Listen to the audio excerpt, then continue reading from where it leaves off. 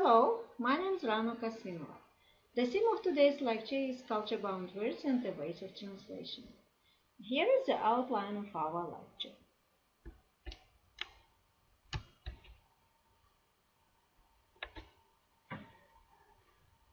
So, culture-bound words, types of culture-bound words, cultural translation, and the ways of translating culture-bound words.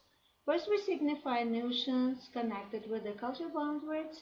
Then we'll speak about the types of culture-bound words and the classification of the culture-bound words. And then we move toward the cultural translation and the ways of translating culture-bound words. Culture-bound words signify notions and objects lacking in the target language and culture. These words are usually called untranslatable words, unfindable words, ethnographisms, lacuna, and realia. But there can be observed divergence between these terms. Though these terms are used for the occasions associated with the people's material and cultural and spiritual life, it is difficult how and in what way to distinguish difference between these terms. For example, if realia mention the object of this or that ethnic culture, lacuna names not only the object but the notion existed in this or that culture as well. Comparison of the cultures and languages reveals the types of the culture-bound words. And chart below shows the classification of the culture-bound words. So here is the types of culture-bound words, and if we look at traditions and customs, we can see different names of the festivals in Uzbek, English, and Russian languages. In Russian language, we can see a festival which is called Maslenitsa, which is peculiar to the Russian people. And Nowruz is peculiar holiday of the Uzbek nation and is celebrated on the 21st of March, whereas Halloween is specific for the English-speaking countries, which is celebrated on the 31st of October. Thus, we can see that the chart shows us the distinguished features of specific cultures. Let's watch video, cultural translation, and view the scholar's opinion about the cultural translation.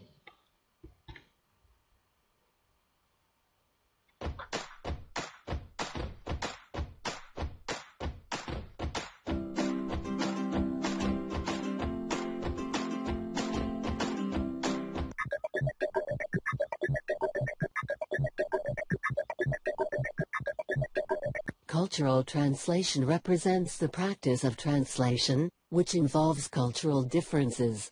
Cultural translation can be also defined as a practice whose aim is to present another culture via translation.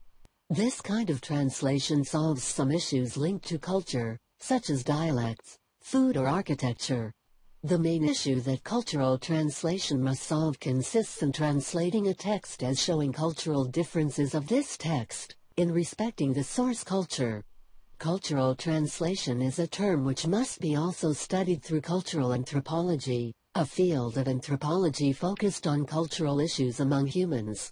This discipline questions translation through cultural differences.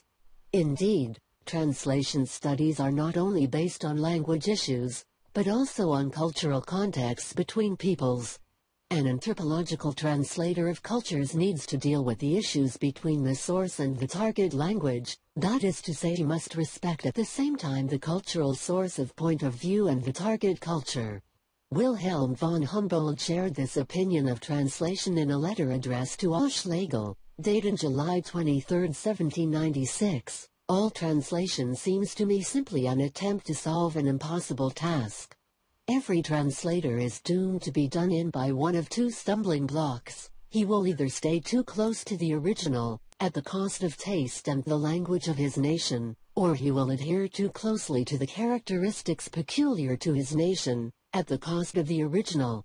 The medium between the two is not only difficult, but downright impossible, since, despite the fact that translation brings cultures nearer, in each translation, there will be a definite deformation between cultures. Some anthropologists raise objections to translation of cultures. According to these researchers, culture seeks a certain coherence that can be found in people's thinking and practices. In this case, a cultural translator must have a much more widespread knowledge than the text actually provides. Besides, translation of cultures cannot be as equal as it should be, as some cultures and societies remain dominant compared to others, therefore power is a limit to translation of cultures. Indeed, within a translation of cultures, the target language may dominate the source culture in order to make the text comprehensible in a sense of culture for the readers. The meaning of culture is quite difficult to understand, therefore translation of cultures is certainly limited. All the more so borders exist between cultures, which must be thus distinguished. This limit of translation of cultures was also explained in the theory of Edward Sapir, an American linguist and anthropologist. The worlds in which different societies live are distinct worlds, not merely the same world with different labels attached. Each linguistic community has its own perception of the world, which differs from that of other linguistic communities, implies the existence of different worlds determined by language. Some linguists assume that untranslatability doesn't only come from linguistic limits, but also from cultural barriers within translation. According to some linguists, such as C.L. Wren, differences of point of view between peoples relatively impose narrow limits to cultural translatability. The theory of universal translatability is therefore disapproved by some researchers, like André Martinet, who was convinced that human experience cannot be well communicated because it is unique. Catford rationalized this theory in his book Linguistic Theory of Translation. Cultural untranslatability arises when a situational feature, functionally relevant for the source language text, is completely absent from the culture of which the TL is a part. For instance, the names of some institutions, clothes, foods and abstract concepts, amongst others. Anton Popovic also assumes that there is a difference between linguistic and cultural untranslatability, an idea that he defends in a dictionary for the analysis of literary translation, a situation in which the linguistic elements of the original cannot be replaced adequately in structural, linear, functional or semantic terms in consequence of a lack of denotation or connotation. As it is evident from the given video, scholars distinguish two types of translation, as linguistic and cultural translation. They consider that cultural translation is connected with the sphere of anthropology. The translator should have a wide range of knowledge in order to translate the cultural text into the target language, in order to make it comprehensible for the target language reader.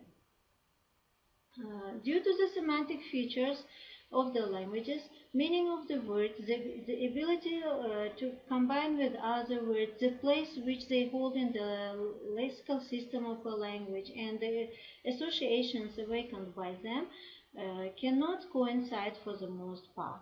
As it is impossible to embrace all the semantic differences between the languages, Aznaurova and other scholars, based on the works Komisarov, Barkhudarov, and Fyodorov, restrict three main principles of lexical correspondences as complete correspondences, partial correspondences, and the absence of correspondences. They mention three ways of translating culture-bound words which can be included into the absence of correspondence. So, the ways of translating culture-bound words, according to Aznaurova, are transliteration, creation of new single or complex word, or the word close to reality of another language. Transliteration is a direct use of a word denoting realia. It can be complete or partial.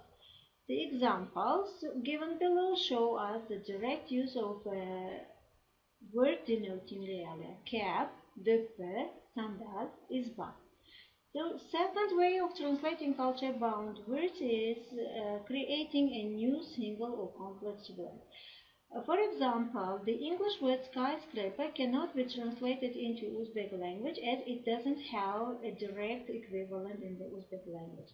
That's why it can be translated as Osman Opar, where we can see the creation of a new word in the Uzbek language, and in the Russian language it is translated as nedoskript. So the third way of translating culture-bound word according to Aznaurova is to find a word which is close to reality of another language. The English word paddler can have a word tarkatuvchi in the Uzbek language and targovets raznoshik in the Russian language, which is close to the reality of the English language. Kudrat Musaev distinguishes the following ways of translating culture-bound words. First, he mentions transliteration, and we see that the letters of the original word, that is to say, the source text words letters, are transferred with the target language letters. Dollar, dollar. So next step of translating culture-bound words is to find the literal equivalents which exist in the target language. As an example, we can speak about the words of the English language, such as my lord, can be translated into Russian language as milord or moy prince, and into Uzbek language as shahzodan. Or league. English league can be translated into Russian language as liye, and 30 kilometer in the Uzbek language. Next type of translation of culture-bound words is connected with the cult translation, and we can see the translation of the Russian song Yablочко as Olmacha, or Solovya Ptashichka, which is translated as Bulbulcha. Here is an example of word-for-word translation, and I would like you to pay attention to the verbs used in the sentence полежать и завалиться in the first column, whereas we can see the translation of the same verbs in the Uzbek language as yon boshlamoq va yotib olmoq. So this is the example of word-for-word translation. So while translating source text into the target language, the translator should use the expressive means of the target language in order to recreate the source language text in the target language. And this created target text should have the same impact as the source text reader can have from the source text. Next type of translating culture-bound words, next way of translating culture-bound words is to find functionally equal words. So the sentences in 3 languages use different words which indicate measurements: acre, vershok, and kharij. So English measurement is equal to 4,047 kilometers. Russian measurement is equal to 4 centimeters, and Uzbek measurement is equal to 20 centimeters above. As we see, the measurements given here describe different lengths in different system of the languages. But in the sentences given here, they are functionally equivalent because the speech is about each part of the surface. Next type of translating culture-bound words is descriptive translation. Usually translators use both transliteration and transcription and describe the word which is transcribed or transliterated in the passage. So as an example, we can speak about the Southern Italian dance Tarantella. So if the translator uses the transcription or transliteration of the same word and do not describe the meaning of the same word, it can be vague for the target language reader. That's why it's a good and appropriate way of using directive translation in the translation process. And it can be described as a rapid whirling dance originating in southern Italy. Newmark proposes different translation procedures as transference, naturalization, cultural equivalent, functional equivalent, descriptive equivalent, componential analysis, synonymy, rule translation, shifts or transpositions, modulation, recognized translation, compensation, paraphrase, couplets, and notes. So some of the procedures which are mentioned here are given in the above mentioned sources as well. But some of them are quite new and are not observed in the sources discussed above. Thus, due to the discussions, it can be said that the most appropriate ways of transferring culture-bound words are transliteration and transcription, calc, descriptive translation, analogous translation, and transformation. If you are interested in the translation of the culture-bound words and you want to read much more information, you can refer to the following sources to find information. These are Aznaurova, Abdurrahmanova, Gafurov, Memenov, Kambarov, Newmark, Proshina, Barkhudarov, Rasimova, Musayev, Sorokin, Markovina, and the links of the websites where you can find the theory and practice of translation and information connected with this branch of the science. Thank you for your attention.